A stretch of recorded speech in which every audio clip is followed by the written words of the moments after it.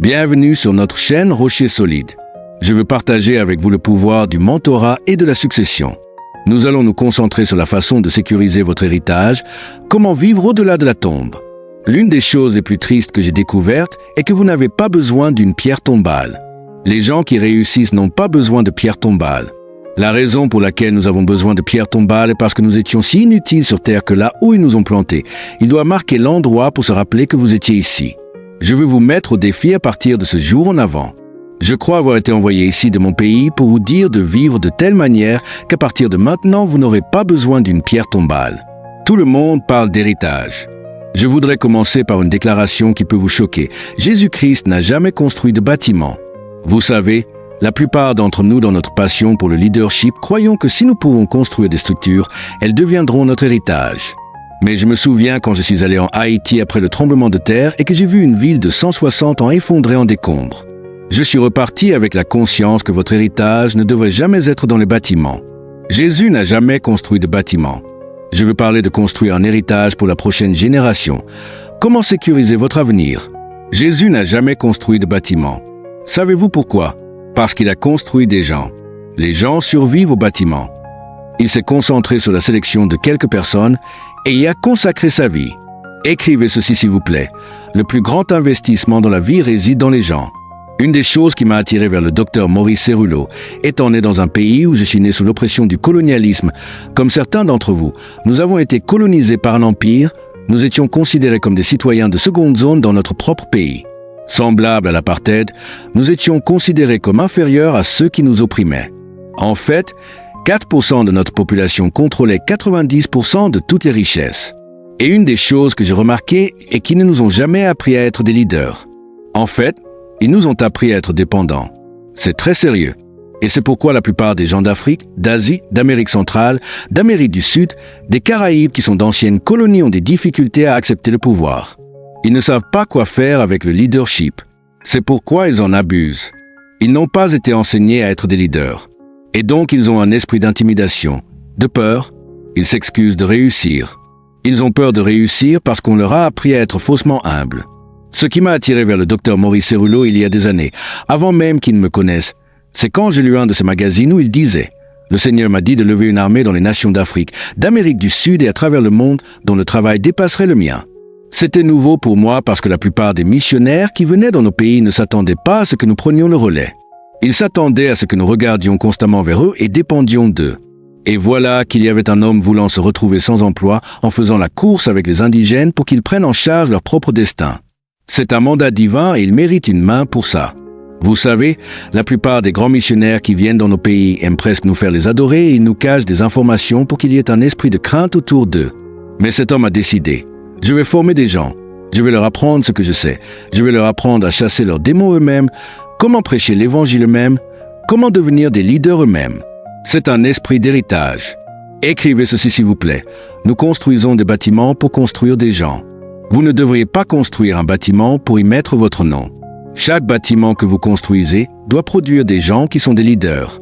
Le docteur Maurice Cerullo et moi avons parlé en privé derrière le rideau il y a environ 7 ans quand je suis venu à cette réunion. Il y avait une remorque à l'arrière où il était. Je suis entré, il discutait avec moi. J'ai dit, « Monsieur, si vous mourrez aujourd'hui, qu'adviendrait-il de toutes les connaissances que vous avez ?» Je n'oublierai jamais cette conversation. Il m'a regardé et ses yeux se sont remplis d'eau.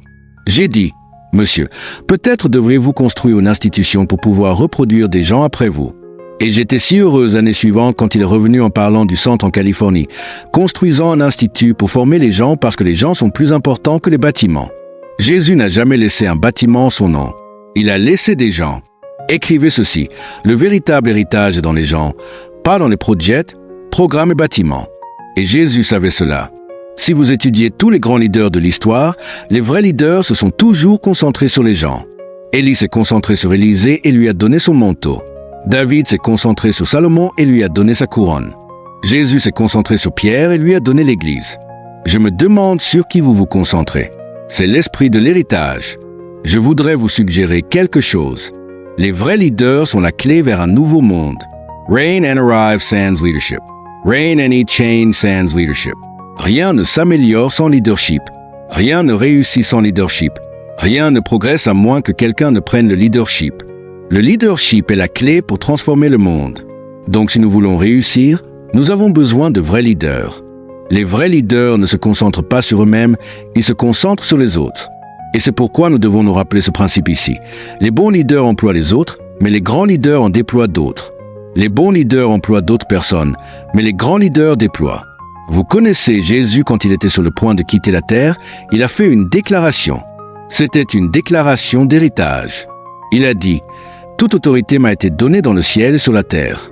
Et sous la terre, j'ai toute autorité. » Et puis il dit « Alors allez !» Il leur a transféré cela. L'autorité et le pouvoir sont destinés à être distribués. Il savait que s'il ne distribuait pas l'autorité, tout mourrait avec lui. Donc la vie est une question de distribution. Voici un autre principe à retenir. Le leadership ne se mesure pas au nombre de gens qui vous servent, mais au nombre de gens que vous servez. Vous savez, j'ai regardé des gens dans le ministère faire le tour du monde avec ces grands entourages, des gens qui sur leurs chaussures pour eux portent leur Bible, et d'une certaine manière, il semble y avoir un esprit qui veut dire que plus il y a de gens qui me servent, plus je suis important. Mais la Bible dit le contraire. Le plus grand parmi vous sera celui qui est le serviteur de tous, pas ceux qui vous servent. C'est pourquoi mon seul entourage est ma femme. Et elle est mon garde du corps. C'est tout ce dont j'ai besoin. Parce que votre femme est votre bijou le plus précieux. Elle me protège de vous. Criez Alléluia dans le dos. Et j'aime ma femme. Donc le but du leadership est de servir les gens. Les vrais leaders apprennent aussi des autres, mais ils ne deviennent jamais eux. Il est important pour vous d'être un étudiant et d'apprendre des autres. Les vrais leaders ne sont jamais diplômés de l'école de la vie, ils apprennent constamment. Les vrais leaders sont aussi ceux qui dirigent d'autres vers le leadership. Et c'est ce qu'est l'héritage. Il s'agit de produire des leaders, pas de garder des suiveurs. En d'autres termes, les managers pensent à la position suivante, mais les leaders pensent à la prochaine génération. Je me demande si vous amèneriez votre fils et votre fille à la prochaine réunion de partenaires. Peut-être devriez-vous les exposer à cette atmosphère. Où est votre fils? Mon fils est là-bas à table. Nous les avons emmenés avec nous partout dans le monde, les exposant à ce que nous faisions. Et maintenant, ils veulent le faire eux-mêmes. Pas de pression. Quand vous encadrez des gens, vous leur transférez l'onction par association. Qui encadrez-vous? Qui entraînez-vous? En fait, le plus grand acte de leadership est le mentorat. Écrivez que le plus grand acte de leadership est le mentorat. Voici pourquoi. Si ce que vous apprenez, réussissez à accumuler ou accomplir meurt avec vous, alors vous êtes un échec. Tout le beau travail que vous avez accompli, toutes les connaissances que vous avez accumulées, tous les grands projets que vous avez réussis. Si tout meurt quand vous mourrez, vous avez échoué. Et c'est pourquoi la passion de ce ministère est l'entraînement. Il s'agit de transfert. Il s'agit de construire des gens. Le mentorat est donc la manifestation du plus haut niveau de maturité en leadership. Seules les personnes matures veulent que d'autres soient plus grands qu'elles ne le sont. Une personne qui manque de confiance en elle et ne sait pas vraiment qui elle est ne formera jamais les gens. Ils opprimeront les gens. J'aime les paroles de Jésus, le plus grand leader de tous les temps. Permettez-moi de citer ce qu'il a dit. Il est préférable pour vous que je m'en aille. Certaines personnes ne veulent jamais partir.